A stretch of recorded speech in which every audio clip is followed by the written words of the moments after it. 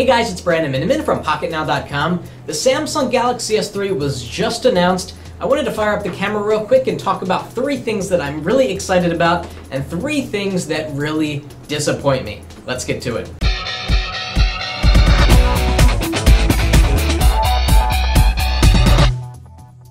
Okay, so number 1, something that really makes me excited is the quad-core Exynos processor. The Samsung Galaxy S2 had a blazing fast dual-core Exynos processor that even to this day is one of the fastest CPUs out there, even compared to the Tegra 2, in some cases the Tegra 3, at least in terms of day-to-day feel. The Exynos is a winner, and a quad-core Exynos sounds really good to me, so really excited about that.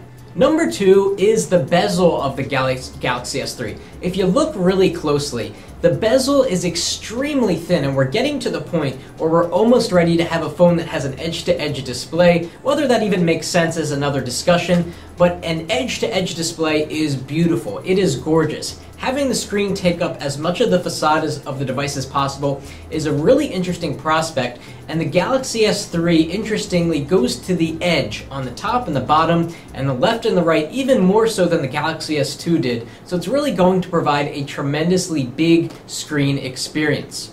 Number 3 thing I'm excited about is Smart Stay, a feature called Smart Stay that actually tracks the movement of your eyes to determine when the screen should be on and when it should be off. I'm not exactly sure how this is going to work and whether it's going to destroy battery life. It might, but it's a really cool idea. How many times are you there looking at a web page or perhaps some sort of video and the screen dims after a certain period of time, and you've got to keep tapping on the screen and tapping on the screen because it is dimming down, thinking that you're not using your phone. With Smart Stay, hopefully that annoying tap will be a thing of the past and we won't have to worry about it.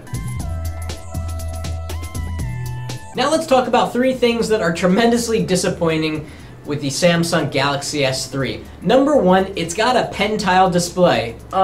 Yes, a pen-tile display like the Droid Razr, like the HTC One S. The pen-tile display means that the subpixels are actually shared between each pixel. So that means you will probably see pixels on the Galaxy S3 if you look closely. The HTC One X has it right. It's got an RGB subpixel configuration, which is a fancy term to say that each pixel has its own subpixels that are not shared between other pixels. So that's really unfortunate. The plus here is that the Galaxy S3 has an AMOLED display, so it'll have fantastic contrast, way above and beyond what you get on an LCD. But again, pen-tile, we don't want to see pen-tile anymore.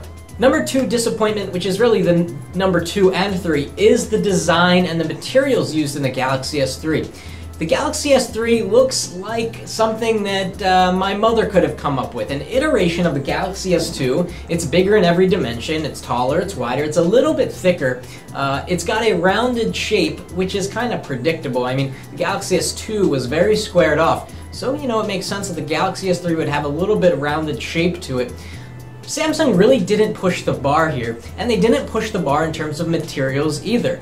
It doesn't use any ceramic materials, it's not using metal, it's using glass and plastic just like every other phone out there. That said, it looks pretty nice. It's got an interesting finish, whether you go with the blue or the white, but again, this is Samsung's flagship phone for 2012, and into 2013, we would have hoped that they would have pushed the limit a little bit in terms of what's possible with smartphone design, because you know the iPhone 5 is going to do some really cool stuff whenever that's released. So that was top 3 and bottom 3 features as I see it with the Galaxy S3. I haven't gotten a chance to play with the device. We've got a guy, an editor. Tony is going to be bringing you some hands-on coverage shortly, so he'll be able to comment more so on these things, and we'll get the Galaxy S3 into review as soon as possible because I'm really excited about it and I hope to make it my daily driver for a while. Hopefully it's a worthy successor to the Galaxy S2. So what 3 things interest you the most, and what 3 things are you the most disappointed about with the Galaxy S3? Let us know in the comments, and if you like this video, give us a thumbs up. Thanks for watching, and that's it for now.